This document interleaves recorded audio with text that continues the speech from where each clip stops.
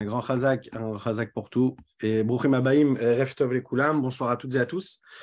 Alors, infiniment heureux d'être avec vous ce soir pour partager avec vous un enseignement basé sur des études de Chassidut, que ce soit du Tanya, des Mahamarim du Rabbi de Lubavitch, le Rabbi actuel, le Rabbi Menachem Mendel, pour ce jour particulier qui est le Yud Shvat.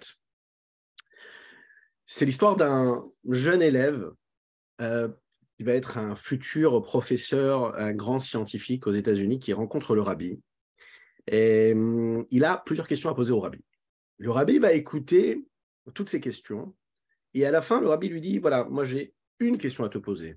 Est-ce que tu veux faire partie de mon grand projet et est-ce que tu veux m'accompagner dans ma lourde tâche, celle de préparer le monde à la venue de Mashiach? C'est l'essentiel de ma mission ici-bas sur Terre.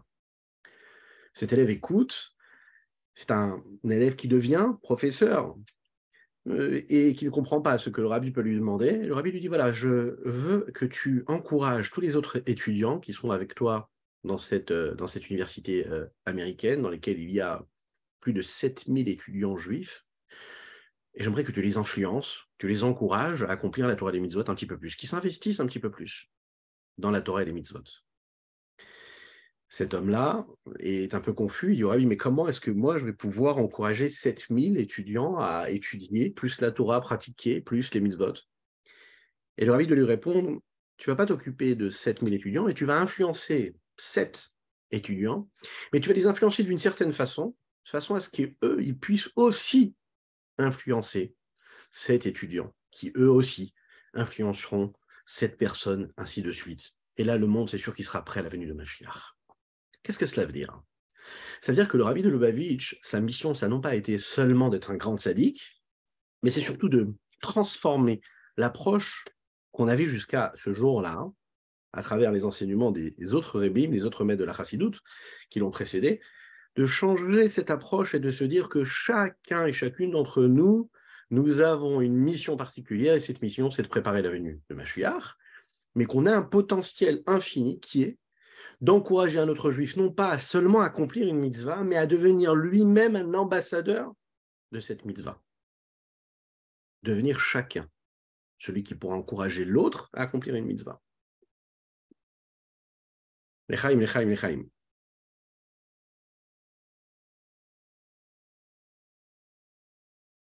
Juste une année après que le rabbi Yosef Yitzhak ait quitté ce monde physique et matériel, le beau-père du rabbi, le rabbi précédent, le rabbi Rayatz, le rabbi va prendre la direction du mouvement Chabad. Il va diriger les chassidim.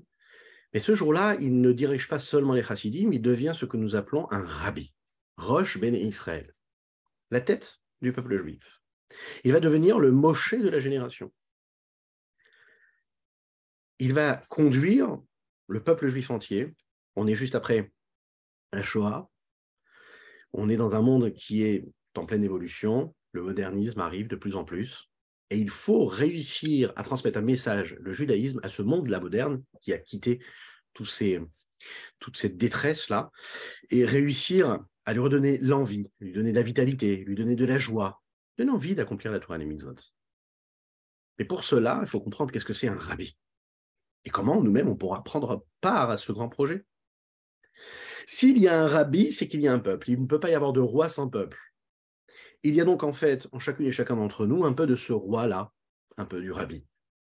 Comme les textes nous disent que Moshe Rabbeinu, il y a en chacune et chacun d'entre nous des étincelles de Moshe Rabbeinu. Et donc, en chacun et chacune d'entre nous, des étincelles du rabbi.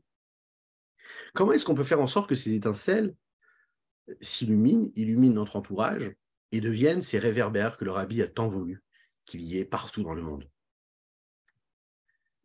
Le rabbi a pour souci de se soucier de chacune et chacun d'entre nous, mais pas seulement de la vie juive spirituelle, mais aussi matérielle et physique. Nous l'avons dit il y a quelques jours dans le Hayom Yom, que le souci d'un chassid tel qu'il a été voulu par le Admor HaZaken, le fondateur de la Chassidut Chabad, c'est qu'on se soucie de son frère juif, déjà pour commencer, comment lui donner à manger, lui apporter un soutien matériel, et ensuite lui apporter un soutien spirituel. Pourquoi c'est si important? Parce que la vie d'un juif, sa vie, comme un père qui se soucie de ses enfants, qu'ils soient en bonne santé, qu'ils puissent vivre comme convenablement. C'était le premier souci qu'avait le rabbi, qui ont toujours eu tous les rabbins. D'ailleurs, que ce soit en Russie ou même aux États-Unis par la suite, il y avait cette ardoute, cette unité entre tous les chassidim, et c'est de cette façon-là qu'ils se définissaient et qu'ils étaient spécifiés particulièrement par cela. Ils allaient dans un village, et d'abord ils se souciaient de faire en sorte que le village puisse vivre mieux, que les familles aient de quoi manger matériellement, et ensuite de leur donner un message spirituel, leur donner la force de se rapprocher encore un petit peu plus d'Akadosh Baruch Hu en accomplissant la Torah et les mitzvot.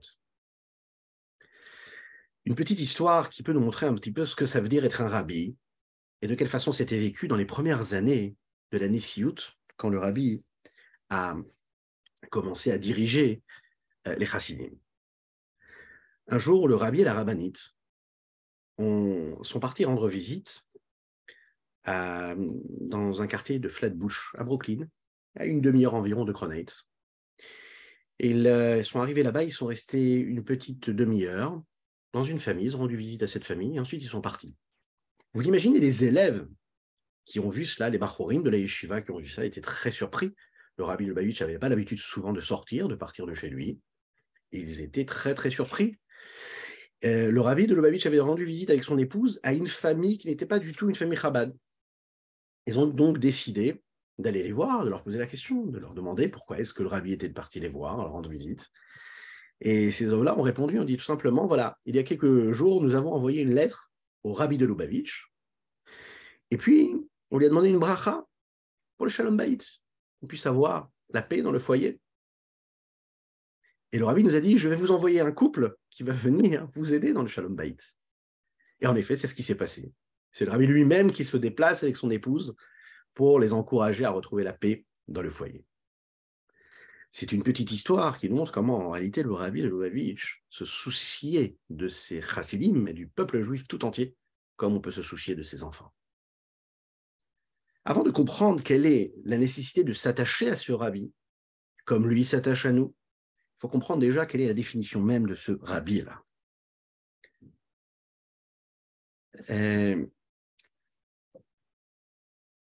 C'est l'histoire d'un couple, d'ailleurs, français, qui se soucie un petit peu de ce que les rabbis, comprendre qu'est-ce que c'est le rabbi, qu'est-ce que le rabbi peut faire pour changer notre existence. Et se dit, voilà, c'est magnifique de voir le rabbi, comment est-ce qu'il il fait tout pour qu'on puisse accomplir plus de mitzvot, plus de Torah.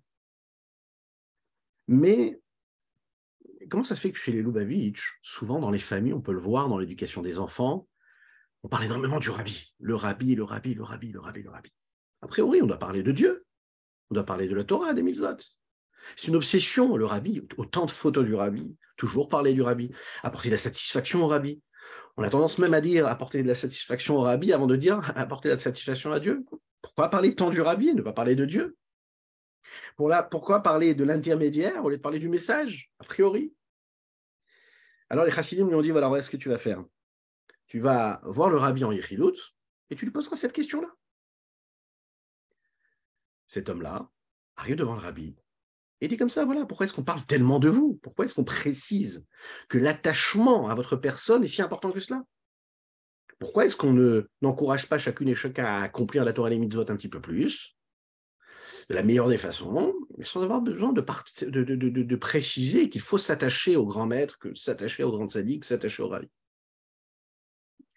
Alors le rabbi il a répondu comme ça, il a dit, voilà, moi j'aime chaque juif sans aucune limite, sans aucune barrière. Et donc j'espère qu'on m'aime de la même manière. Vous connaissez le visage qui se reflète, celui qui regarde l'eau. Le rabbi aime ses chassidim, il aime chaque juif. Et donc tellement il aimait tous les juifs qui se trouvent partout dans le monde, il continue de les aimer. C'est la raison pour laquelle le peuple juif peut l'aimer aussi de cette façon-là. C'est une question qu'on a posée un jour dans un des discours du rabbi, que le rabbi pose lui-même d'ailleurs, au sujet de Avraham Avinu. Vous savez qu'Avraham Avinu, Akadosh Baruch Hu l'a béni. Et il dit comme ça, Vahagadela Shemecha, je ferai grandir ton nom. A priori, il y a une question, et le rabbi pose cette question. Comment ça se fait qu'Avraham Avinu, qui lui-même a témoigné en disant Vanochi afar vaefer, je ne suis que poussière, je ne suis rien. Dieu le bénit en lui disant, tu sais, Be'ezrat Hashem, Vahagadela Shemecha, je ferai grandir ton nom. Alors on ne comprend pas. D'un côté, on dit qu'Avraham Avinu, c'était quelqu'un qui avait l'abnégation la plus totale. Il était complètement annulé face à Dieu. D'un autre côté, on nous dit qu'Akadosh Baruch Hu va faire grandir son nom. On parle ici d'orgueil, a priori. Est-ce que Avraham Avinu recherchait l'honneur, la grandeur, la puissance? Le rabbi explique comme ça, dans une de ses sirotes, il dit comme ça que c'est précisément parce qu'Avraham Avinu s'est considéré comme de la poussière, il ne s'est jamais, lui, considéré comme une entité à part entière, comme étant quelqu'un d'existant, mais complètement, juste en fait, un outil dans les mains d'Akadosh Baruch Hu, un intermédiaire qui permettait l'accomplissement et la matérialisation de la volonté de Dieu. Et c'est la raison pour laquelle que Dieu va faire grandir son nom. Donc en fait, c'est sa petitesse qui fait sa grandeur. C'est parce qu'il est petit à ses yeux, c'est parce qu'il se soumet complètement, parce qu'il s'annule complètement face à l'immensité, à la présence de Dieu, que là, son nom peut grandir. Eh bien, c'est la même chose. Nous devons regarder en fait cet attachement qu'on a au Rabbi, cette connexion que nous avons à lui, parce que le Rabbi, par définition, véhiculait ce Anochi Afar Vaefer, cette annulation, cette abnégation, ce don à l'extrême de ce qu'il était pour Dieu, pour la mission qu'il avait à accomplir sur terre, qui fait que nous, simple retour des choses, nous ressentons cet amour pour lui et cette nécessité de s'attacher à la poignée de sa porte pour être sûr d'arriver à la bonne destination. Le rabbi, c'est le dirigeant. Le rabbi, c'est le chef de la génération. Et cela est beaucoup dû aussi au fait qu'il soit ce que nous appelons la Neshama Klalit, une âme globale. Il y a différentes âmes, il y a des âmes qui sont globales, et d'autres qui sont des âmes particulières et précises. Pour bien comprendre cela, il suffit de voir ce que le Rabbi Shlomo Zalman nous explique dans le deuxième Pérec du Tanya. Il dit comme ça. Il dit dans un verset Uldov Kabo, il faut s'attacher à Dieu. Et comment est-ce qu'on peut s'attacher à Dieu? Est-ce que vraiment on peut s'attacher à Dieu? Il dit comme ça aussi que Dieu, c'est Esh Ochlaou. Quand on veut s'attacher vraiment à Dieu, qu'on ressent cet amour pour Dieu, ça devient un feu qui se consume et qui brûle tout sur son passage. Il dit aussi, tout celui qui s'attache au Talmid Chacham, c'est ce que le Rabbi Shlomo Zalman rapporte dans le deuxième pérec du Tanya, il est considéré qu'il s'est attaché à la Shrina elle-même. Pourquoi? Parce que la vitalité vient de Dieu. Et donc, cette vitalité qui vient de Dieu, elle passe à travers les tzadikim, les justes de chaque génération, et les maîtres des générations, les tzadikim. Et donc, quand un homme s'attache au tzadik, automatiquement, il reçoit la vitalité qu'il y a dans le monde qui passe à travers le tzadik. Donc, je n'ai pas le niveau de m'attacher à Dieu, alors je passe par l'intermédiaire du tzadik, qui lui est le bon intermédiaire. L'exemple qui peut être donné dans la chassidoute, c'est l'exemple que l'on peut prendre du corps de l'homme. L'homme est constitué de différents membres, 248 membres, 365 artères, et ces différents membres, c'est le miracle de la vie, sont régis par une harmonie qui leur permet chacun de s'apporter ce qu'il a besoin de recevoir. Et bien qu'il y ait, on peut dire, une combinaison et une harmonie entre chacun de ces membres-là, et bien qu'on ne comprenne pas toujours tout ce qui s'y passe, de la même manière qu'on ne peut pas relier, par exemple, l'eau et le feu, a priori, il ne pourrait pas y avoir de connexion entre deux éléments, à savoir la main droite et la main gauche. Dans les termes plus chassidoutiques et kabbalistiques, comment relier la droite qui représente le chesed de la bonté, mais aussi l'eau, avec la gauche qui représente la gvoura à la rigueur, qui elle représente le feu. L'eau et le feu ne peuvent pas cohabiter ensemble. Deux membres du corps, a priori, ne pourraient pas se rejoindre l'un et l'autre. Imaginons l'harmonie qu'il y a dans le corps et la bonne santé qu'on souhaite, Be'ezrat Hashem à chacune et chacun, avec un petit rappel, Be'ezrat Hashem pour une Refoua Shelema pour Avraham Nissim Ben Sultana. N'hésitez pas à dire Amen ve Amen. Comment Akadosh Baruch Hu peut faire en sorte que nous, êtres humains limités, ayons la possibilité de comprendre et de saisir et de maîtriser cette harmonie qu'il peut y avoir dans le corps, au point de voir ces contraires-là se rejoindre l'un et l'autre? Comment, à tel point que non seulement ils peuvent se rejoindre et vivre en harmonie, mais chacun peut servir un autre membre. La main gauche peut donner à la main droite, la main droite peut donner à la main gauche. On peut voir aussi comment, à travers les différents membres du corps, un des membres peut servir l'autre. Le pied sert la tête peut être aussi subtile et raffinée qu'elle puisse être, elle a besoin du pied pour aller là où elle a besoin d'aller. Le cœur, lui, est attiré par ce que les yeux voient. Il est en lien direct avec les yeux. Chacun des membres est censé a priori avoir sa propre particularité, mais on voit que chacun sert un autre membre. L'explication à cela, hein, c'est que la vitalité qui se répand à travers tous les différents membres, toute cette vitalité, elle vient d'une seule et même source. Et la seule et même source, c'est le moach, c'est le cerveau. C'est lui qui régit la vitalité qu'il va y avoir dans les différents membres. C'est la raison pour laquelle le cerveau va ressentir ce que les membres peuvent ressentir, à savoir quand il fait froid ou quand il fait chaud, quand il y a, par exemple, une douleur quelconque, c'est le cerveau qui envoie des signaux et qui permet en fait à l'homme de ressentir ce qu'il est en train de ressentir. C'est la raison pour laquelle aussi nous voyons que la vitalité des différents membres est en unicité totale avec ce qu'ils peuvent être et il ne peut jamais y avoir de séparation entre ces différents membres. Et c'est parce qu'ils sont tous ensemble, parce qu'ils véhiculent cette unicité, cette union-là, véritable, qu'il peut y avoir en fait une harmonie, et donc que ce flux-là, que cette vitalité qui traverse tous les différents membres peuvent faire en sorte que l'homme est Baruch Hashem en bonne santé. Dès l'instant où un des membres ne peut pas recevoir la vitalité qu'il est censé recevoir, qui passe à travers les autres membres, les autres artères, Razé Shalom, il ne peut plus être en bonne santé.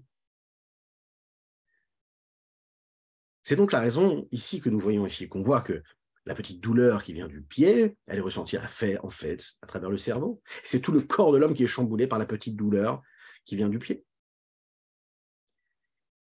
La Chassidoute nous dit c'est pareil.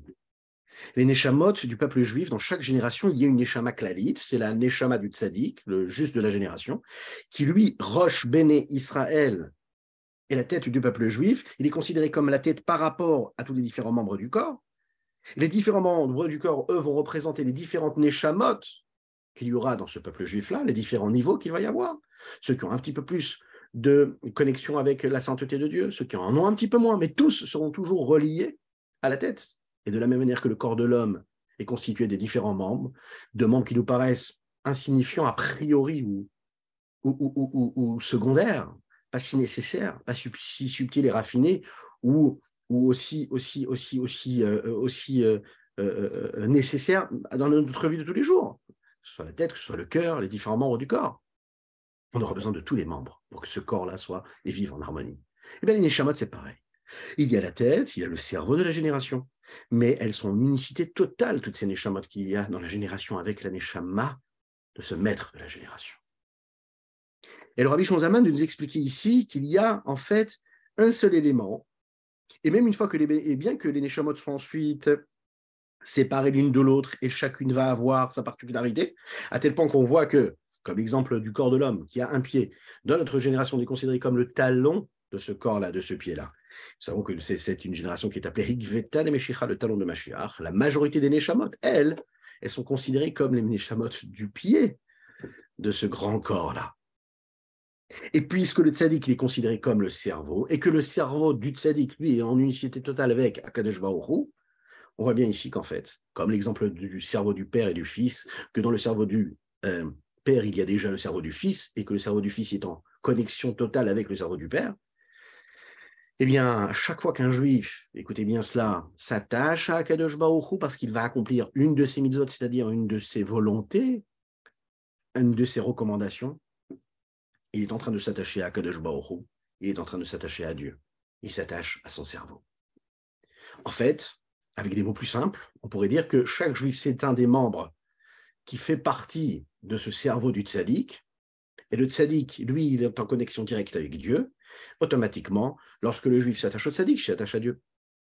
Ah, alors pourquoi je ne peux pas m'attacher à Dieu directement? Parce que je ne suis pas un tzaddik. Mais si je m'attache au tzaddik, automatiquement, je m'attache à Dieu de manière beaucoup plus forte et puissante. Ah, tu as l'impression de faire les choses juste parce que le tzaddik te l'a demandé. Ben oui, parce que moi, je ne maîtrise pas tout. Donc, j'ai l'humilité de penser que je ne maîtrise pas tout. Et comme je ne maîtrise pas tout, je fais confiance à celui qui est plus grand. Je fais confiance au tzaddik de la génération qui, lui, a la bonne route. Qu'est-ce que ça veut dire donc un rabbi? Un rabbi, ce n'est pas qui va nous apprendre à étudier la Torah d'une certaine façon. Un rabbi, ça n'est pas seulement, en tout cas, qui va nous dire comment servir Dieu d'une certaine façon. Un rabbi et le lien qui est entre un chassid et un rabbi, ce n'est pas juste quelque chose de superficiel et d'extérieur. Et même si souvent on s'attache à ces aspects extérieurs, la force du rabbi, c'est qu'il est attaché à toutes les neshamot du Ham Israël, du peuple juif, même quand les âmes de ces neshamot, les âmes ce peuple juif-là, n'imaginent même pas et ne sont même pas conscients et ne sont même pas à même de savoir ce qu'est un rabbi.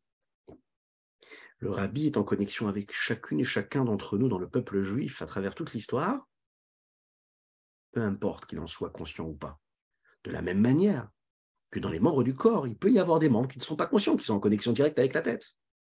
Mais c'est ce qui permet à toute l'harmonie du peuple juif d'être ce qu'il est, peu importe le niveau de chacun et chacune d'entre nous. Parce qu'on est en connexion directe avec la tête.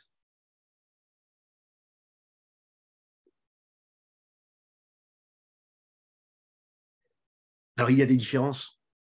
Il y a des différences à travers les hommes, à travers la façon avec laquelle on va permettre à notre neshama de s'exprimer, d'évoluer, de se développer, de se dévoiler, de rayonner, en fonction de notre niveau, en fonction de notre abnégation, en fonction de notre don de soi. Oui, mais on sera toujours relié à celle du tzaddik. Et du côté négatif aussi, c'est ce qui se passe. C'est-à-dire que de la même manière que la vitalité du corps, elle fait que quand il y a un des membres qui est malade, que Dieu nous en préserve, alors il y a une faiblesse qui est ressentie dans tout le corps entier. Eh bien, c'est la même chose. Lorsque dans le peuple juif, il y a une partie du peuple juif, il y a une âme juive dans le monde qui, elle, n'est pas connectée à ce qu'Akadosh Baruch Hu voudrait qu'elle soit connectée. Elle n'est pas connectée avec la vérité, indépendamment du fait qu'elle l'ait choisie ou pas. Cela veut bien dire que le corps entier n'est pas en bonne santé. Et donc, je ne pourrais pas m'isoler et étudier la Torah, pratiquer les mitzvot, me sauver, m'enfermer quelque part avec mon foyer, avec ma famille et me dire, voilà, au moins, je me suis sauvé moi-même, tant qu'il y a un autre juif qui n'est pas tranquille. Et le rabbi de Lubavitch, quand il va en parler, on va le voir, quand il va parler de ça, ça va être le sujet de ce Bati Legani, ce discours qu'il va prononcer quand il va prendre cette mission-là de diriger le peuple juif et de devenir le rabbi officiellement, on va dire. Il va pleurer quand il va parler de ce juif-là qui est tout au fond, qui est tout très très loin, et que le rabbi lui-même, il dit, je ne sais pas comment je vais pouvoir l'atteindre, lui. Et c'est à ce moment-là que le rabbi va dire, je compte sur chacune et chacun d'entre vous pour devenir vous-même Eshkourim, mes émissaires, ceux qui vont eux aussi faire ce travail-là d'aller chercher chacune et chacun du peuple juif. Ça va être l'obsession du rabbi, si on peut dire, de faire en sorte qu'il n'y ait pas un seul membre du corps qui soit malade. Parce que tout le corps est donc affaibli s'il y en a un qui est affaibli. Lorsqu'on étudie la chassidoute et qu'on comprend le sens profond de ce qu'est la nécessité de servir Dieu, de quelle façon on doit le servir, c'est-à-dire de façon profonde, intérieure, et qu'on ne se suffit pas juste d'accomplir une mitzvah, mais on essaye d'approfondir l'attachement que nous avons à Dieu quand on fait une mitzvah. La réelle importance de l'étude de la chassidoute, l'approfondissement de l'étude, de se connecter, de se reconnecter, que ce soit une personne qui est très éloignée de la chassidoute, qui n'a jamais étudié ça, ou même une personne qui est née dans la chassidoute. Pourquoi c'est si nécessaire et primordial de se connecter au texte, d'étudier, d'approfondir? Parce que c'est à ce moment-là qu'on peut se connecter à la sagesse de Dieu. Quand on étudie la chassidoute, on voit la présence d'Akadosh Baruch Hu. On voit la vérité profonde et intérieure, non pas par une compréhension intellectuelle, mais aussi de façon à s'attacher. C'est parce qu'on étudie la Torah et on étudie la chassidoute et la grandeur de Dieu qu'on va réellement s'attacher à Dieu. S'attacher à Kadosh Baruch Hu, ce n'est pas juste parce qu'on va étudier intellectuellement un sujet, c'est parce qu'on va sentir, on va ressentir la nécessité, le besoin de s'attacher à un maître. Et sans cet attachement au maître, on ne peut pas atteindre cette prise de conscience et cet amour profond qu'on aura pour la volonté d'Akadosh Baruch Hu. Alors, il y en a qui posent la question et qui disent, voilà, mais comment après ce qui s'est passé au moment de Gimel Tammuz, physiquement, comment on peut dire que Kadosh Baruch Hu, à travers le Rabbi, est toujours cet émissaire-là qui nous permet d'être l'intermédiaire, qui nous permet d'accomplir la volonté d'Hachem et de s'attacher à Dieu. Et pourquoi est-ce qu'il faut s'investir encore plus maintenant? Alors, il faut savoir que l'année qui précède, quand on étudie tous les textes que le Rabbi va dire et va prononcer, pendant l'année qui précède le moment où il va devenir officiellement Rabbi. Donc pendant cette année qui est juste après la Istalkou du Rabbi Yosef Yitzhak, il va expliquer encore et encore et demander aux chassidim qui l'entourent de eux prendre sur eux cette nécessité de l'influencer le plus possible et de continuer la mission du rabbi Yosef Yitzhak. Non pas pour eux, mais pour les autres. Il va déjà préparer tout le monde à cette idée-là. Vous connaissez Jerry? Jerry, c'est un médecin juif américain qui habite dans le Connecticut et qui va un jour participer à une des rencontres que le rabbi de Lubavitch organisait pendant quelques années avec toutes les personnes qui avaient la possibilité de faire de beaux dons et de soutenir toutes les missions que le rabbi avait initiées financièrement. Ce qu'on appelait l'organisation du Machane Israël qui s'occupait de cela. Ce Jerry-là n'était pas très très riche, mais il avait payé son entrée dans ce petit club-là. Il était très heureux, il avait une parnassa convenable, mais pas très riche. Lorsqu'il a eu la possibilité de se joindre à ce groupe-là, le rabbi Lubavitch offrait la possibilité à chacun de le rencontrer en yechidut, en entrevue particulière, et ces personnes-là venaient, parfois avec leurs épouses, poser des questions au rabbi. Voilà, ils soutenaient financièrement, alors le rabbi leur donnait un peu de temps. Ce Jerry-là se rapproche du rabbi. Il était accompagné d'un rav qui s'appelait Rav Yosef Yitzhak Goupin, qui était le chaliard du rabbi dans le Connecticut. Le Rav Goupin va présenter Jerry au rabbi et va dire au rabbi que ce n'est pas seulement une personne ici que vous avez là, cher rabbi, qui nous aide, mais c'est aussi un ami. Le rabbi répond en anglais afin que Jerry entende bien ce qui est en train d'être dit ici. Et il dit, dis-lui à Jerry. Le rabbi s'exprime comme ça en disant, dis-lui qu'il peut aider encore plus. Le médecin qui est à côté commence à parler. Il dit au rabbi, voilà, vous savez, cher rabbi, je vous dois énormément de remerciements et de reconnaissance. Pourquoi? Parce qu'à travers toute mon histoire, j'ai toujours été en lien et en contact avec un des chassidim du rabbi. Et à chaque fois, ils ont changé ma vie. Lorsque j'étais tout petit, j'ai vécu dans le quartier de Kronheitz, près du 770. Et très souvent, j'avais la possibilité d'aller et de participer au Yidva Duyot, au Formangen. J'étais présent, j'étais là. J'allais au Tfilot, à Simchat Torah, j'allais au Hakafot. J'ai vécu des moments d'une intensité énorme. Et ça m'a beaucoup renforcé. Lorsque j'ai grandi, j'ai voyagé pour étudier, faire mes études de médecine, dans une université en Italie, à Bologne précisément. Là-bas, j'ai fait la rencontre d'un chaliach qui s'appelait le Rav Gershon Mendel Garlic, qui lui m'a aussi renforcé dans la pratique de la Torah et des mitzvot, qui m'a accompagné dans tout cela. Lorsque ensuite je suis retourné aux États-Unis, je suis parti à habiter dans une des villes où j'ai rencontré ce chaliach là dans le Connecticut, qui est le Rav Goupin, qui est avec moi ici. Et avec lui aussi, j'ai un lien qui est très fort. Lui aussi, il m'encourage, il me soutient dans la Torah et les mitzvot. Il a conclu, ce Jerry-là, ces paroles, en disant au Rabbi, voilà, pendant toute ma vie, vous, cher Rabbi, et vos shluchim, vous m'avez toujours aimé, vous m'avez toujours renforcé, et partout où je me vais, je vous sens présent avec moi. C'est la raison pour laquelle j'aimerais être reconnaissant et vous dire merci.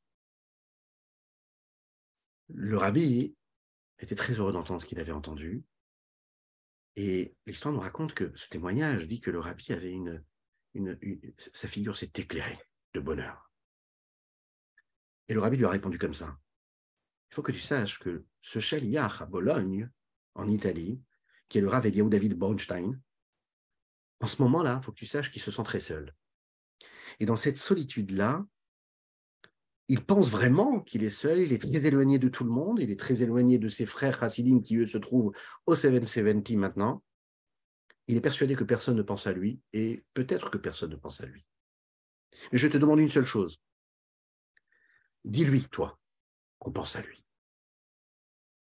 Quelques jours après, ce médecin a raconté ça au Rav Bornstein, à Bologne. Il lui a répondu comme ça, il lui a dit, il faut que tu saches une chose, qu'en effet, j'ai vécu une période très difficile, des problèmes d'éducation pour les enfants, des problèmes financiers, et je me trouvais dans cette solitude absolue.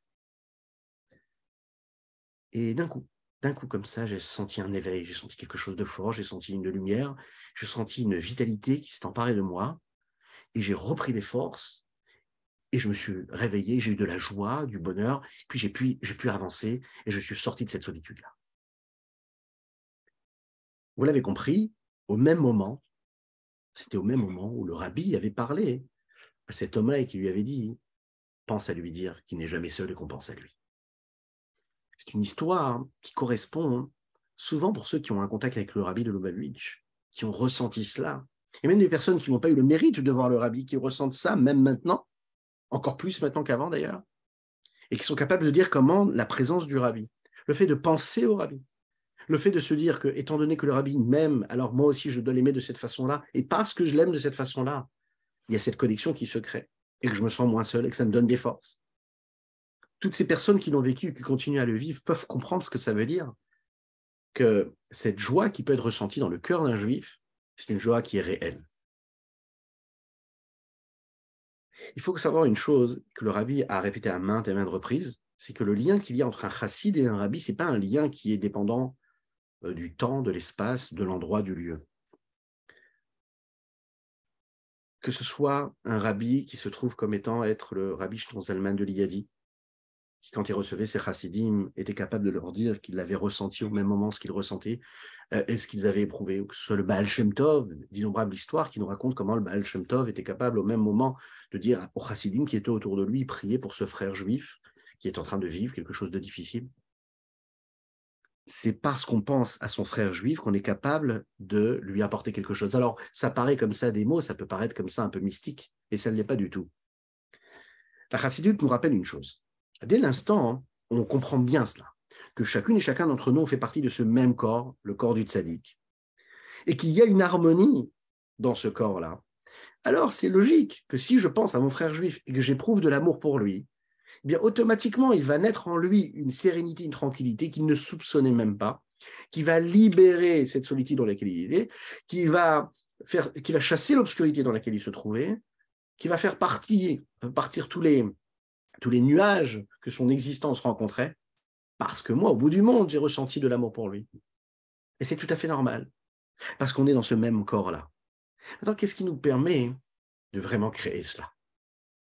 Alors, vous savez que il y a vraiment quelque chose de très, très particulier dans le Yujvat et dans le discours qui a été prononcé à travers le Bati Legani, ce Mahamar-là, c'est de nous dire que dans notre génération à nous, nous sommes à la septième génération, le rabbi était le 7e rabbi, il a reproduit ce que Moshe Rabbeinu avait produit en étant le 7e, parce qu'il avait permis à cette shrina-là qui était montée, vous le savez, de monde en monde, à travers Adam Arishon, lorsqu'il y avait eu toutes ces fautes qui avaient été produites ici-bas sur Terre, et petit à petit, à travers toutes les générations qui ont suivi, et qu'on voit que le rabbi, en étant le 7e, sans parler de lui, mais vous l'avez bien compris, on parle de cette génération-là, le rabbi nous dit, c'est notre génération qui avons cette mission-là, de comprendre que Akadosh Baruch Hu a voulu vivre et exister ici-bas sur Terre, dans un monde qui nous paraît le plus obscur et le plus éloigné de cette spiritualité, de cette divinité-là, et c'est précisément dans ce monde-là qu'il faut comprendre, croire, faire, agir et ressentir. Et pourtant, ce n'est pas toujours facile de comprendre. Et même quand on comprend, ce n'est pas toujours facile de ressentir. Et même quand on ressent et qu'on comprend, ce n'est pas toujours facile de faire. Et même quand on est capable de faire, de ressentir et de comprendre, on n'a pas toujours la possibilité d'avoir ce feu qui est en nous et qui nous permet vraiment de faire ce que nous avons à faire. C'est la raison pour laquelle on appelle à ce moment-là une dimension qui ne nous lâche pas, qui nous accompagne dans toute notre vie, c'est la notion d'Emouna. Le rabbi nous explique ici que le lien qu'il y a entre un chassid et son rabbi, c'est d'avoir la Emouna, le fait d'avoir la foi, une confiance totale. En se disant qu'Akadosh Baruch Hu nous a envoyé un rabbi, que notre rabbi, il est là pour se soucier de nous. Et parce qu'il se soucie de nous, alors on a la possibilité de recevoir toutes les forces qu'on a besoin de recevoir. La chassidoute est venue justement nous apprendre cela, comment croire, à quoi il faut croire,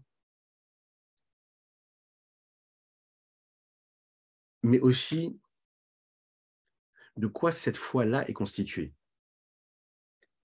Dans le chapitre 33 du Tanya, Perek Lamed Gimel, il dit comme ça. L'Admor HaZaken nous explique qu'il y a une très grande mitzvah qui est beaucoup expliquée et approfondie dans la chassidoute, c'est la mitzvah de la Achdout Hashem, l'unicité de Dieu. Quand on fait le Shema Israël, que ce soit le matin, le soir, on doit avoir une kavana de se rappeler qu'Akadosh Baruch Hu est unique. Il n'est pas echad, il n'est pas yachid, pardon, il est echad. Il n'est pas unique en tant qu'unique, mais il est dans cette dimension-là d'unicité. Et la chassidoute, il nous enseigne qu'est-ce que ça veut dire, cette unicité-là. Ça veut dire que Einon Milvado. Il n'y a rien d'autre que Dieu. Et le fait de savoir et d'avoir la émouna, la foi, qu'il n'y a rien d'autre que Dieu, c'est pas seulement le fait de dire qu'Akadosh Baruch Hu est seul et qu'il n'y a personne qui l'aide à conduire le monde, à créer le monde, à le diriger, mais c'est de dire qu'il n'y a rien d'autre qui existe à part Dieu. Maintenant, un homme qui se lève tous les matins, qui dit Modéani,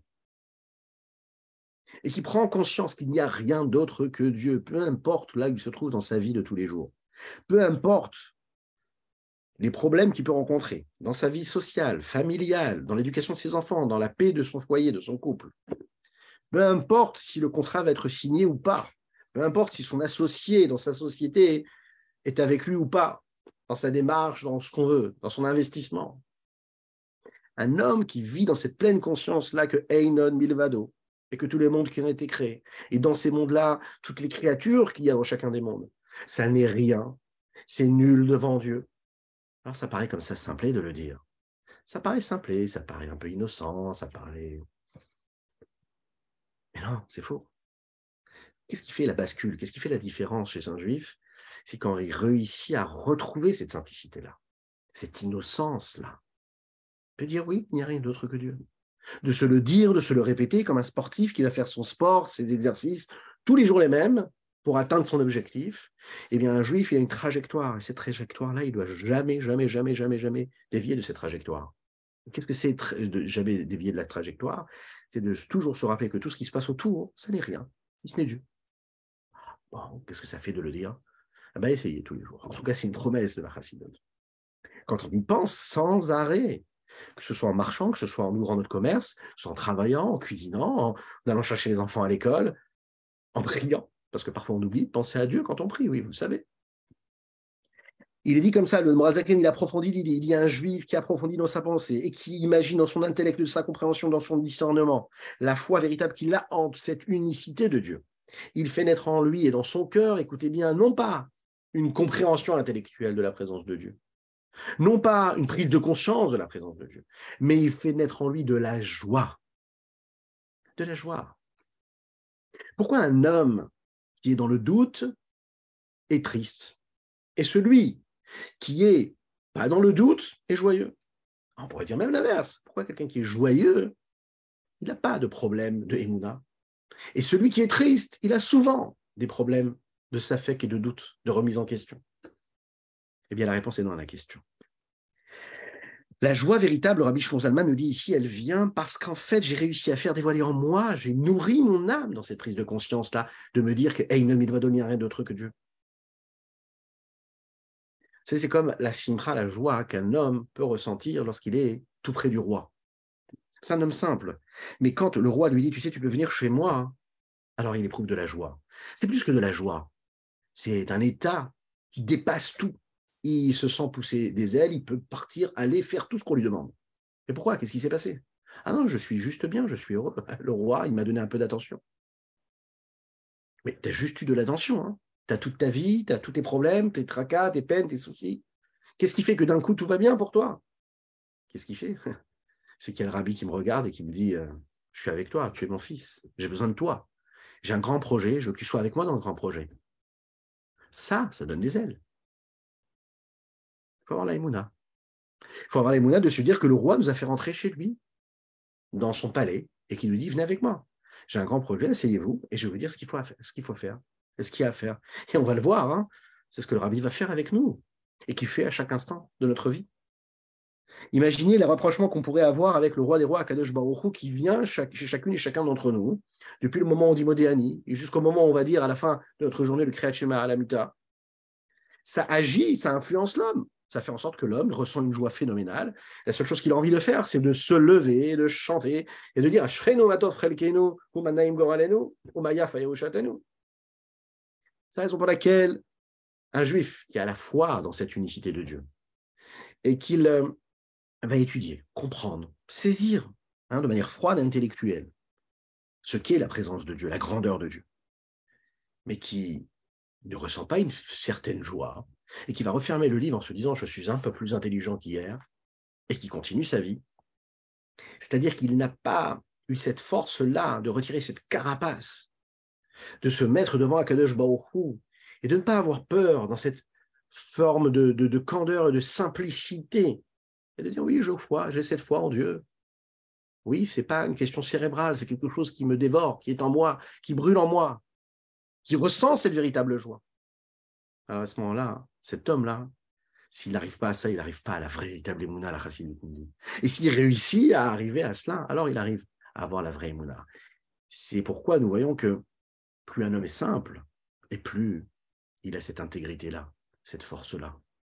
Comme cette fameuse histoire avec le Baal Shem Tov, qui cherchait à savoir comment est-ce que ce juif-là avait permis de changer, de chambouler l'existence d'un décret qui devait y avoir sur un village et qui se rend compte que, en fait, il y en a un qui travaille la terre et quand il lui demande qu'est-ce que tu fais toute la journée, il dit ben moi, tout simplement, je connais les Teilim, je travaille toute la journée, mais j'avoue que je récite 5 fois les Teilim tous les jours. Bon, ben c'est simple, hein, c'est un homme simple.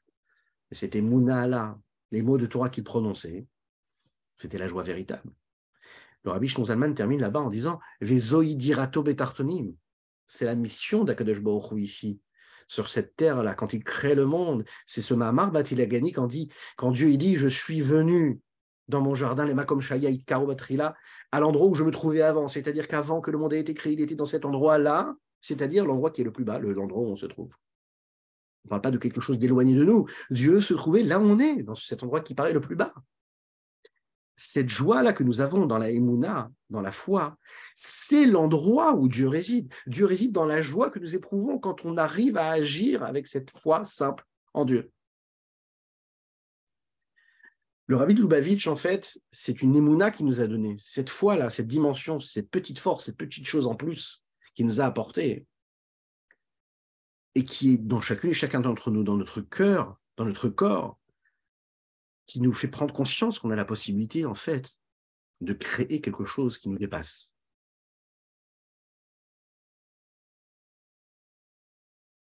Mais pourquoi est-ce qu'il y a besoin du Rabbi alors? Une fois que le Rabbi nous l'a donné, pourquoi est-ce qu'on a toujours besoin d'être toujours relié à ce Rabbi-là?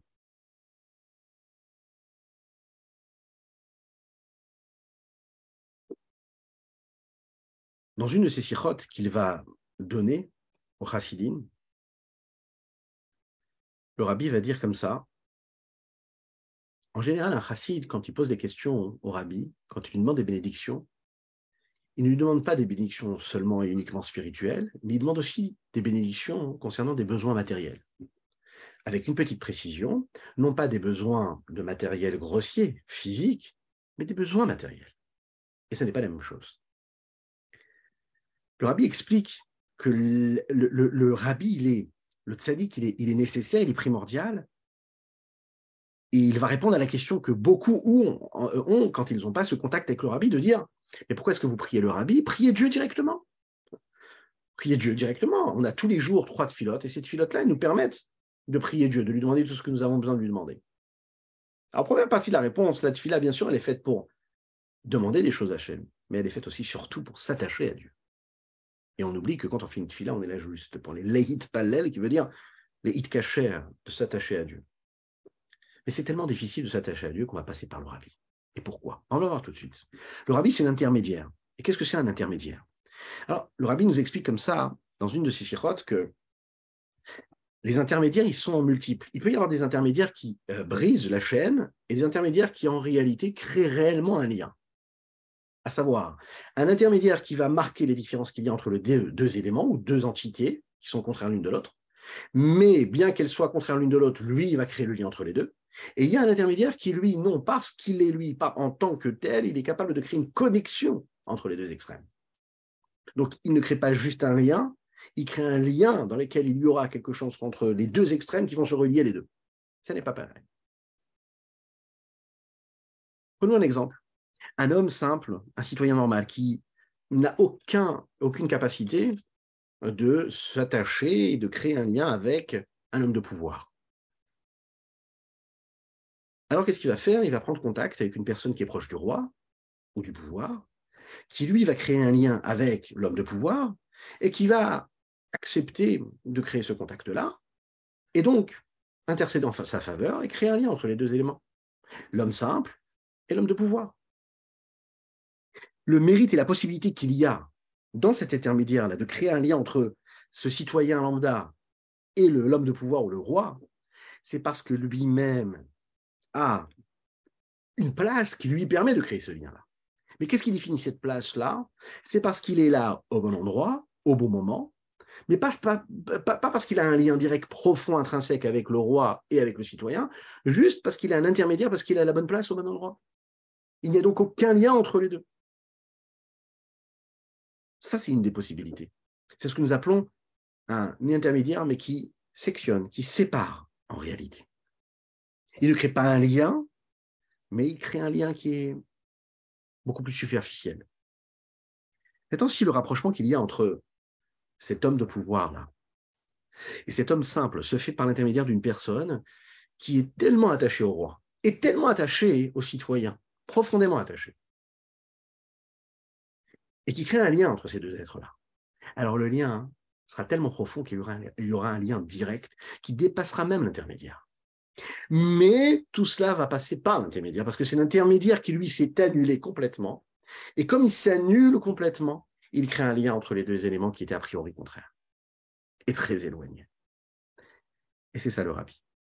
Le rabbi, il n'est tellement pas face à Dieu, il est tellement le représentant ici-bas de Dieu sur terre, tellement il se met complètement dans cette abnégation de cette annulation.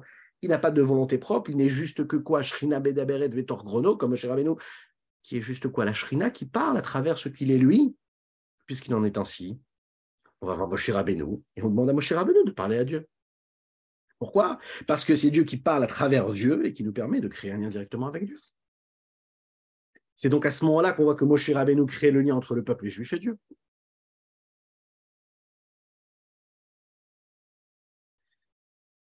Chaque année, le Rabbi de Lubavitch développait, c'est ce qui va nous amener vers notre conclusion, vers Ezrat Hashem. Le Rabbi de Lubavitch avait l'habitude d'étudier, de développer une des parties du Mahamar Bat Il Gani Achotikala, qui avait été déjà initié par le Rabbi Yosef Yitzhak, lui-même, avant de partir de son mandat ici-bas, sur terre, physiquement, et qu'il avait laissé comme un testament. Et c'est devenu cette feuille de route, quelque part, qui va être transmise par le Rabbi à tous ses chassidim à travers les générations. Et à travers chaque année, le développement qu'il va nous faire de ces mahamarim, de ces notions-là. Le développement est basé sur quoi? Sur le fait qu'Akadosh Baruch Hu ait créé un monde ici-bas sur terre qui doit être un dira betartonim. Et dira betartonim, c'est une demeure ici-bas. Le point central de cela, c'est quoi? Comme le chapitre 36, la Medvav du Tanya nous dit, que la Vodat Hashem, le service de Dieu du peuple juif ici-bas sur terre, elle est faite pour transformer ce monde-là qui est fait de quoi? De tout, de bonnes choses comme de mauvaises choses, du bon comme du mauvais, de la pureté comme de l'impureté, de la sainteté comme l'inverse de la sainteté, ce que nous appelons les clipotes, les écorces, les forces du mal, les forces de l'impureté qui sont nécessaires, qui sont des réelles vitalités de Dieu, qui sont cachées, qui sont voilées, mais qui sont nécessaires parce qu'ils permettent à l'homme d'avoir une bechira chofshit, un libre arbitre qui lui permet de choisir entre le bien et le mal, et que quand il fait ce qu'il a à faire et qu'il se détache du mal et de l'impureté, il permet à la shrina, à la présence de Dieu, de se faire ici-bas sur terre. Qu'est-ce que c'est une dira? Dira, c'est un endroit où un homme habite, il vit, il se dévoile. Un homme ne se comporte pas de la même manière quand il est à l'extérieur, quand il est à l'intérieur. Quand il est chez lui, il ne joue pas de jeu, il est lui-même. Il se comporte de manière libre et ouverte. Une personne qui a, par exemple, la possibilité de vivre tous les jours dans un hôtel, qui a les moyens physiques, matériels de le faire. Un homme qui a les possibilités de profiter des plus grandes, belles choses que le monde peut lui offrir, il ne se suffira jamais de cela. Quand est-ce qu'il se sentira bien? Quand il sera chez lui, à la maison. On a tous besoin d'avoir un petit chez-soi, ou un grand chez-soi. C'est quoi ce chez-soi? C'est qu'un homme il a besoin de se sentir chez lui. C'est ce qu'il définit. Un homme a besoin d'avoir un endroit, un toit. Bien qu'Akadosh Baruch Hu, c'est pareil. Nitavé, Akadosh Baruch Hu a voulu avoir une dira ici-bas. Donc c'est à nous de quoi? De faire tout ce qui est dans notre pouvoir, et c'est notre mission, de transformer ce monde-là en un lieu qui ne sera pas juste un petit hôtel de passage, mais un endroit où Dieu va résider. C'est-à-dire que partout où un juif va aller, il va faire en sorte que Dieu peut résider. Pas juste, il va passer par là et il repartira après. Non, non, un endroit où Dieu va résider avec toutes ses forces et toute sa puissance. C'est la raison pour laquelle le Rabbi Lubavitch ne va pas se suffire d'aller en Eretz Israël, et la réponse qu'il a donnée tellement de fois, mais vivre dans la galoute, parce que c'est dans la galoute qu'on doit créer Dira Betartonim. Il est dit comme ça dans le texte, Leit atar panu imine. Il n'y a pas un seul endroit qui soit libre de Dieu. Donc ça veut dire que chaque endroit ici-bas sur terre dans lequel Dieu peut et se trouve, puisqu'il n'y a aucun endroit qui serait libre de lui, j'ai la mission d'aller développer, d'aller rechercher cette étincelle qui s'y cache. Ah, c'est un endroit qui me paraît vraiment obscur, mais ça reste Dieu. Donc c'est à moi d'aller chercher cette étincelle divine qui s'y trouve. C'est une transformation extrême, on passe d'un extrême à l'autre. C'est un homme qui, à la base, c'est un monde, pardon, un monde qui, à la base, commence et qui est à l'inverse, a priori, du projet divin, puisqu'il véhicule un message qui est un message d'obscurité, d'impureté, de l'inverse de la sainteté. Et là, on nous demande d'aller faire en sorte de transformer cela. Pour cela, comme le Mahamar va nous l'expliquer après dans la suite, on va user d'objets qui vont nous être transmis, de valeurs, de vertus. Et une de ces vertus, ça va être ce qu'on appelle le Shtut d'Igdusha, ce grain de folie de la Gdusha, de la sainteté. En référence à quoi? Watsishitim, Yaakov Avinu, lorsqu'il va venir en Eretz Mitzrayim en Égypte, depuis déjà avant, il va prendre avec lui des bois de cèdre, qu'il va prendre avec lui dans son voyage. Il arrive en Égypte, il va les planter là-bas, il va donner comme recommandation à ses enfants et ses petits-enfants de les prendre avec eux lorsqu'ils vont quitter l'Égypte. C'est ce qu'ils vont faire, c'est ce qui va permettre de construire le Mishkan. Le Mishkan va sous le Migdash, Shachan Tibetocham. Dieu doit résider. Et pour résider, il lui faut ce bois-là. Quel est ce bois-là? Atse Shittim. Le monde vit à travers la folie.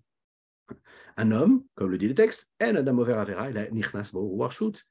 ne peut pas faire d'avera, il ne peut pas faire l'inverse de la volonté de Dieu s'il n'y a pas ce vent de folie, cet esprit de folie qui s'empare de lui. Parce qu'un juif ne peut et ne veut se détacher de Dieu. Il est attaché à Dieu. Alors qu'est-ce qui fait qu'un homme fait une avera? Parce qu'il y a une grande folie qui s'empare de lui. Ce petit vent de folie s'empare de lui, il fait l'inverse de la volonté de Dieu. Mais si on le réveille et on lui dit, regarde, focus sur ta trajectoire, sur ton objectif, qu'est-ce que tu es en train de faire? Ben, il vous dira tout de suite, oui, je me suis égaré. Et malheureusement, quand on n'a plus du tout la trajectoire, c'est qu'on s'est habitué à être dans cette folie que Dieu nous en préserve. Et le rabbi nous dit, on n'est pas condamné. Vous voulez changer ce monde-là, vous voulez faire en sorte que ce monde-là, ce soit un lieu de résidence ici-bas sur Terre, que ce soit un monde de bonté, de grâce, de miséricorde, un monde de bienveillance, un monde messianique, un monde où Mashiach peut se dévoiler. Eh bien, il faut utiliser l'inverse. Ateshitim, shtut digdusha. Le grain de folie de la Gdusha. Qu'est-ce que c'est le Shtut d'Igdusha? Shtut d'Igdusha, c'est-à-dire de faire quelque chose en plus que je n'imaginais même pas, mais qui va me permettre de changer, de transformer, de passer outre la normalité, ma conduite habituelle, et de me dire, je vais être capable de faire ce que j'ai à faire, peu importe ce qui se passe autour de moi. Qu'est-ce que ça veut dire? Ça veut dire que si j'ai décidé d'étudier la Torah tous les jours pendant 1 heure, qu'est-ce qui se passe? Qu'est-ce qui se passe autour de moi? Ça ne changera rien, je le ferai. Ah, mais si sur le papier, on t'explique que ce n'est pas possible maintenant pour toi d'étudier la Torah, est-ce que tu vas quand même étudier? Oui, je vais quand même étudier. Si je suis en Russie, on me dit que je ne peux pas mettre les tefilines, je vais quand même mettre les tefilines.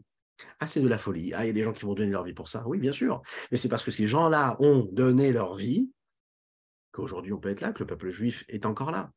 Parce qu'il y a cette shtout de Gdusha qui n'est pas explicable. Le shtout, il est dit aussi, c'est quoi? C'est le fait de hataya. Ça veut dire, il y a le chemin et puis on dévie. On dévie, on dévie, on dévie, on dévie. Et lui, etc., il est très très fort. Au début, il nous fait dévier un petit peu. Ensuite, encore un petit peu plus, encore un petit peu plus. Et là, à ce moment-là, qu'on soit né dans une famille pas pratiquante du tout, ou même dans une famille pratiquante, et ça peut être même parfois une famille chassidique, où on a reçu les bonnes valeurs, on nous a toujours tout appris, etc.,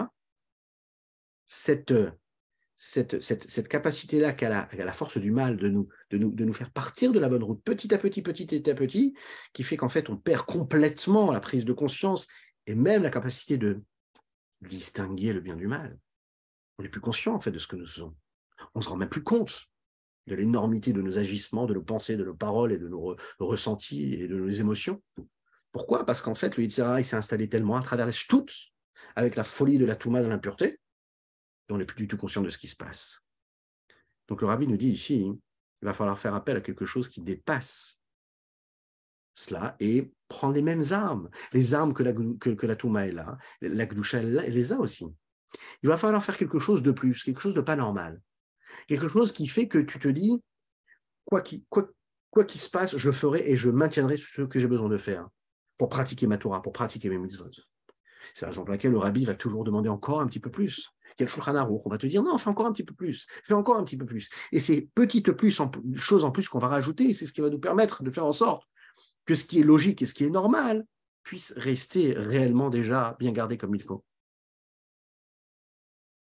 Alors peut-être on vit dans une période, dans une époque où il n'y a pas de décret extérieur qui nous empêche de pratiquer la Torah et les mitzvot. On a l'impression, Baruch Hashem, de vivre dans une période où on peut pratiquer la Torah et les mitzvot. Il n'y a pas de force Baruch Hashem extérieure qui nous empêche de le faire. Mais les forces extérieures sont devenues des forces intérieures. Et les forces intérieures, elles-mêmes, régissent le monde et toutes les belles intentions qu'on aurait pu avoir pendant des années de s'évaporer comme de la fumée. Ce shtout-là, il peut être à l'intérieur de nous tous les jours de notre vie.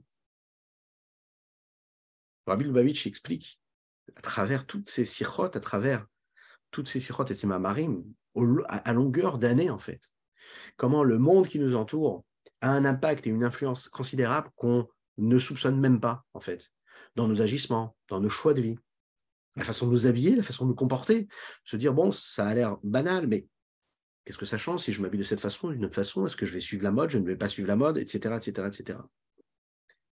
La logique des choses, c'est de me dire, je me comporte comme le monde se comporte autour de moi. Mais la folie, c'est de se dire, non, je ne me comporte pas comme le monde se comporte. La folie, c'est de se dire, je m'habille différemment des gens. La folie du monde, c'est quoi? C'est de s'habiller de cette façon-là, mais moi je vais m'habiller. Non, je ne suis pas la mode, je vais suivre directement. Enfin, je vais suivre une autre mode, celle de dire non, je suis le derrière de la Torah. Alors ça paraît des petites choses, et le rabbi souvent parlait de ces petits détails. Il parlait de ce qu'était la décoration intérieure d'une maison, l'investissement qu'on peut mettre dans cela. Il parlait du choix des aliments qui vont être à la mode, le bien-être, etc., etc. Et les générations se suivent. Elles ne se ressemblent peut-être pas, mais elles se suivent, elles se ressemblent et s'intensifient dans parfois ce qui peut paraître banal et sans importance, mais qui prennent la vie de l'homme de tous les jours et qui lui font penser que la folie du monde, c'est en réalité la réalité. Et il faut se rappeler que c'est l'inverse. Non, la réalité du monde, c'est juste un grain de folie qui vient des forces de l'impureté et qu'il nous faut oublier quel est l'essentiel. Et si vous le voulez bien, on va revenir sur cette petite anecdote-là de cet élève scientifique qui allait devenir un très très grand scientifique et qui ensuite va devenir un grand rave dans cette université qui va accomplir la volonté du rabbi. Et on va comprendre comment en fait chacune et chacun d'entre nous, nous avons une part dans ce grand projet du rabbi et qui aujourd'hui encore, on doit tous se lever et de se dire qu'est-ce que je vais pouvoir faire encore pour accomplir ce que le rabbi m'a demandé. Parce que le rabbi lui-même, qui était ce berger-là, pour ces petits moutons que nous étions, il a réellement, dans ses pleurs de ce Mahamar, quand il fait référence à cela, et de dire comment est-ce que je vais pouvoir atteindre tous ces juifs. Dans cette émotion-là, le rabbi nous a donné, il nous a transmis le bâton de Moshe quelque part, et il nous a dit voilà, je ne suis pas seul maintenant à diriger ce troupeau. En fait, vous allez devenir chacun, chaque petit mouton, chaque petite brebis égarée, vous allez devenir, une fois que vous retrouvez la bonne route et le bon chemin, vous allez devenir celui qui va pouvoir être celui qui dirigera aussi ce troupeau-là. Et le rabbi ne va pas du tout faire de distinction. Il va nous dire, nous sommes tous ces shluchim, nous sommes tous ces émissaires, nous avons tous cette mission-là. Rappelez-vous que dans la paracha, les parachutes que nous étudions en ce moment, on parle vraiment de Moshe Rabbeinu. Et le Midrash nous dit quelque chose de très joli. Pourquoi est-ce qu'Akadosh Baruch Hu choisit Moshe Rabbeinu? Le Midrash nous dit que Moshe Rabbeinu avait un troupeau. Et un jour, un de ces petits moutons-là s'en va de ce troupeau-là. Il aurait pu se dire, j'ai des milliers de petits moutons, je vais les garder, je ne m'occupe pas de celui-ci, il est parti, c'est pas grave. Moshe Rabbeinu va courir après ce petit mouton, le Midrash nous dit, et il va voir que ce petit mouton est parti boire de l'eau. Il comprend que si ce petit mouton est parti du troupeau, c'est juste parce qu'il est parti boire de l'eau. Il l'a pris sur ses épaules et il l'a ramené au troupeau. Kadosh Baruch Hu a dit, si un berger est capable de faire ce qu'il fait, non seulement de se soucier de ce petit mouton qui s'est égaré, mais aller voir ce qu'il est en train de faire et d'analyser, de prendre conscience que ce petit mouton-là, s'il est parti, c'est qu'il y avait une raison, c'est qu'il avait soif, c'est qu'il n'avait pas réussi à épancher sa soif quand il était avec tout le monde, et de se dire, je vais me soucier de lui, même si j'en ai des milliers à côté, c'est lui que je choisirai. On voit dans ce midrash-là, et le rabbi nous le dit, et c'est comme ça qu'on doit se comporter. Et c'est ce que va faire le rabbi. À travers toute l'histoire, on peut voir comment il va donner de la force, de l'importance à chaque juif. Et les témoignages, il y en a des centaines, des milliers, qui disent comment est-ce que, parce qu'à travers un regard, un petit geste, une petite pièce, il a transformé des mondes, des vies, des familles entières, parce qu'il a eu ce regard, cette attention-là particulière. De lui montrer, je t'ai vu, je t'ai entendu, je sais qui tu es, mais sache que même si maintenant tu n'es pas dans le troupeau, j'ai vu que tu étais parti boire de l'eau, et je suis conscient qu'il te manque quelque chose. Le rabbi est en train de nous dire, sachons regarder chacune et chacun d'entre nous autour de nous, et de nous dire que il peut y avoir parfois un petit enfant qui boit ailleurs, c'est parce qu'il a soif. Et si on est capable d'être à l'écoute de celui qui a soif, alors on sera toujours capable de lui trouver la petite gourde qui lui permettra de boire. Parce que le texte dit comme ça, c'est ce qui d'abord est rapporté dans ce Mahamar de Bati Legani.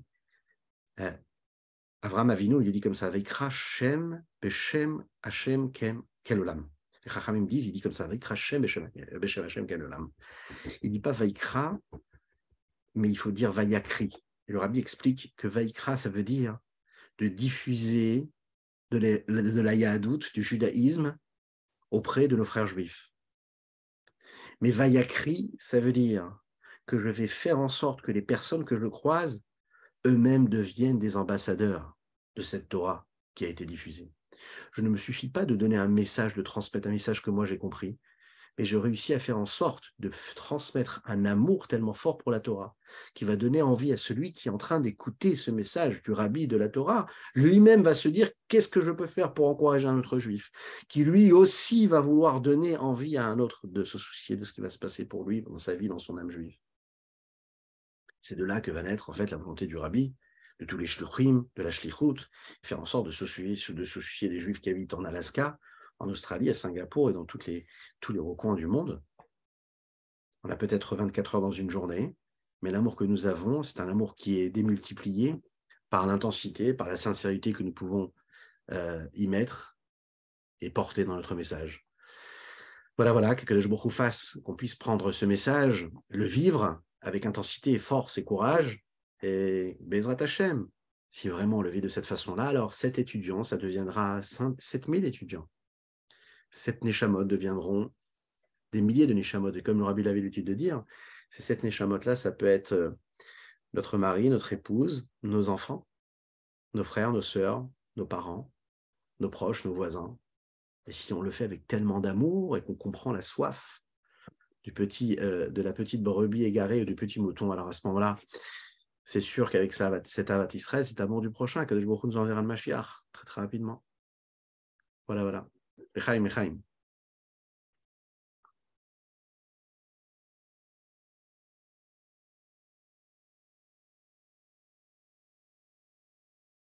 Razak, je vous souhaite une excellente soirée.